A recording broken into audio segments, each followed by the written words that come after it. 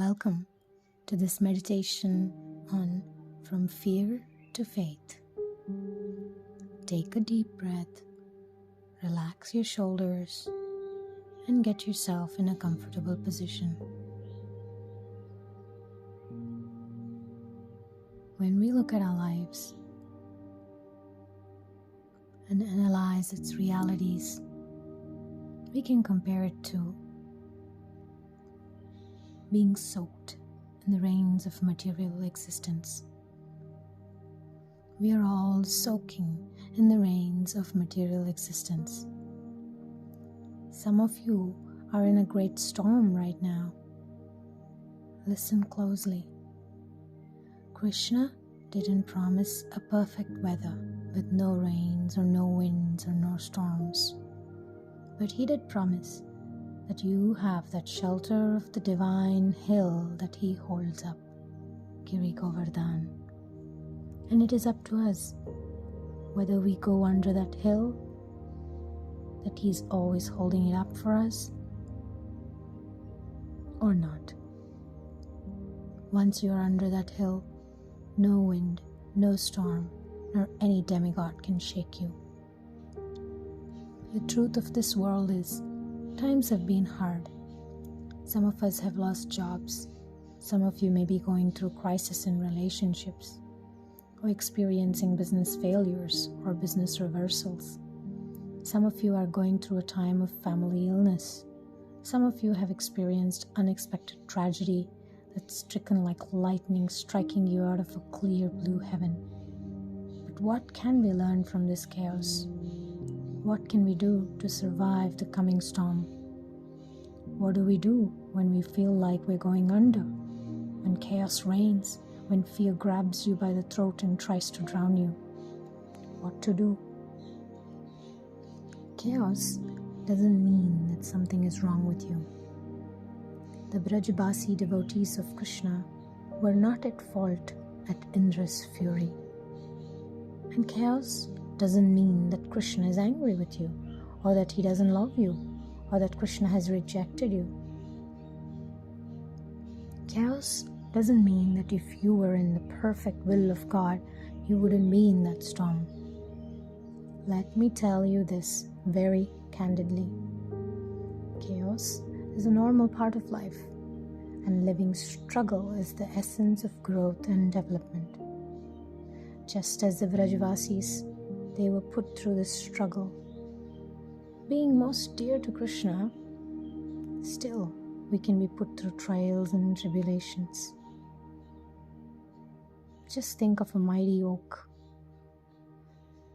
This mighty oak tree begins with a little seed that is planted in the soil and fights its way up, only to face the winds, the rain, the snow, the blazing sun, the endless adversity, year after year, to become a beautiful, magnificent oak tree.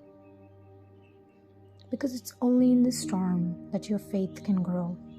It's only when your faith is tested by fire that you really know how pure your faith is. It's only when you're tested that your character can develop.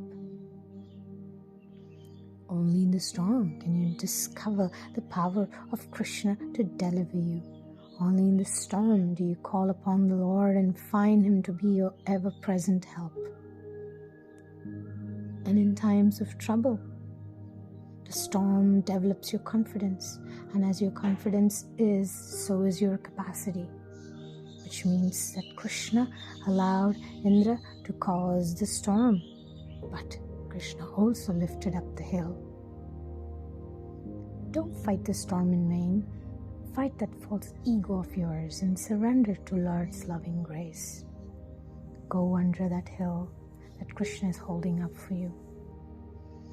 You're fighting now because it's a fight designed to develop your confidence. But the fight is internal, to let go of self-will and surrender. And when you win this one, the next one will be bigger. And you'll have the confidence because of your past victory.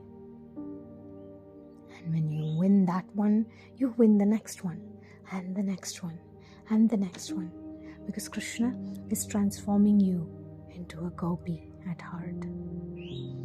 Because Krishna doesn't answer instantly, it doesn't mean he's not going to answer. Because there is a proverb in Hindi, Bhagwan ke ghar mein der hai par andher nahi. Translates into, in God's grace, there might be delays, but never darkness. So he's trying to develop a new character of endurance. For those who endure to the end, the same shall be saved. The resistance of water is necessary for ships to afloat. The resistance of air is necessary for a plane to fly. The resistance of gravity is necessary for you to walk.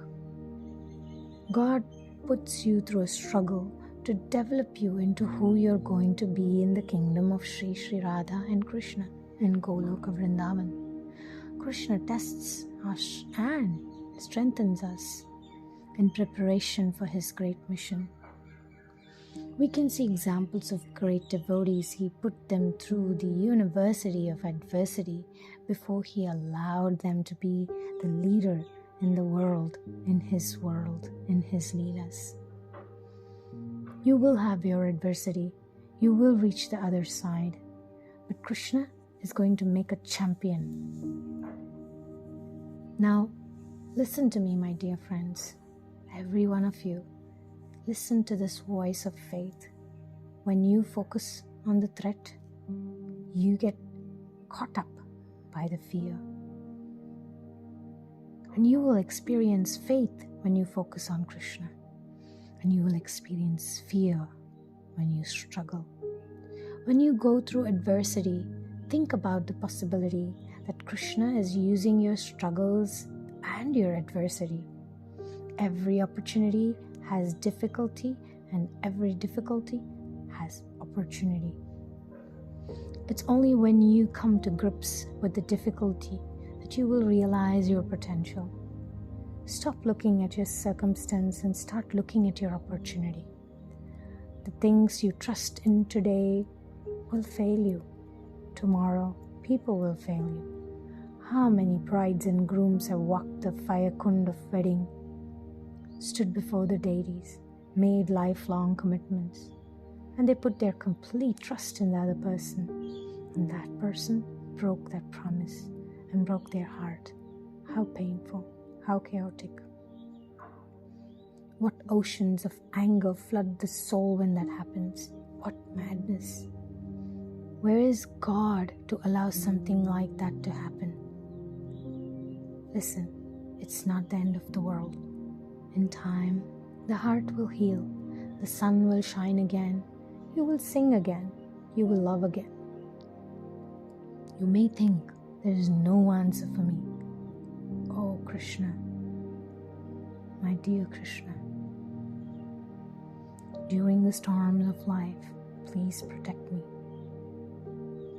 When the storms are great, when the winds and the waves are crushing my dreams, please be there as my savior. And as the waves crash into me, may the waves obey your will. Let me go under that Govardhan hill that you lifted up for your loving devotees. My dear Divine Father, you are my rock, you are my savior. May I always take shelter in you.